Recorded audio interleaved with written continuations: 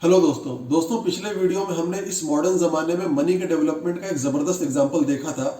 अब हम जानेंगे कि रियल मनी और असली मनी क्या है।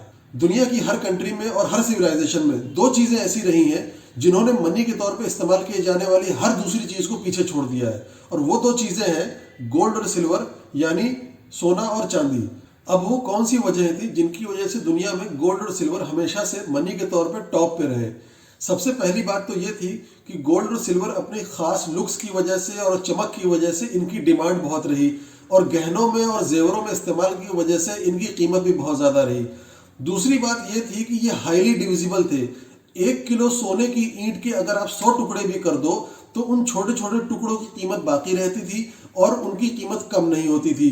तीसरी क्वालिटी इनके अंदर ये थी कि गोल्ड और सिल्वर हमेशा से दुनिया में कम पाए जाते थे, जिसकी वजह से थोड़े से भी गोल्ड और सिल्वर की वैल्यू बहुत होती थी, यानी इनके अंदर high value per unit weight होता था। चौथी क्वालिटी इनके अंदर यह थी कि गोल्ड और सिल्वर काफी पोर्टेबल थे। छोटे छोटे टुकड़े किए जाने के बाद भी गोल्ड और सिल्वर की वैल्यू कम नहीं होती थी, और चूंकि टुकड़े छोटे छोटे होते थे तो इनको एक जगह से दूसरी जगह ले जाना आसान होता था। और चूंकि छोटे छोटे टुकड़ों की वैल्यू भी बहुत होती थी, क्योंकि इनके अंदर high value per unit weight होता था, जिसकी वजह से थोड़े से गोल्ड और सिल्वर के साथ भी अच्छी खासी खरीदारी की जा सकती थी। तो इस वजह से गोल्ड और सिल्वर भी काफी पॉपुलर हुए। और पांचवी बहुत इंपॉर्टेंट क्वालिटी इनके अंदर यह थी कि गोल्ड और सिल्वर को किसी दूसरे मेटल के साथ मिक्स करके उनका एलॉय बना लिया जाता था और उनको हार्ड कर लिया जाता था। और चूंकि गोल्ड और सिल्वर में लोहे की तरह जंग भी नहीं लगता था, इस वजह से ये कभी खराब भी नहीं होते थे।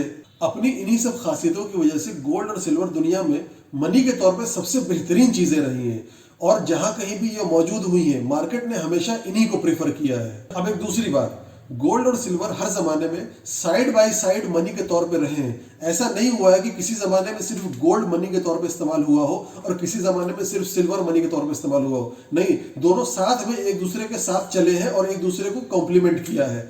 अब चूंकि गोल्ड नेचर में हमेशा से सिल्वर से कम पाया गया है और हमेशा से गोल्ड की डिमांड भी सिल्वर से ज्यादा रही है, इस वजह से गोल्ड की कीमत हमेशा से सिल्वर से ज्यादा रही है। और इसी वजह से गोल्ड हमेशा बड़े ट्रांजैक्शंस में, बड़ी कीमत वाले लेन देन में गोल्ड का इस्तेमाल ज्यादा रहा है, और छोटे मोटे लेन देन में सिल्वर का इस्तेमाल ज्यादा किया जाता रहा है।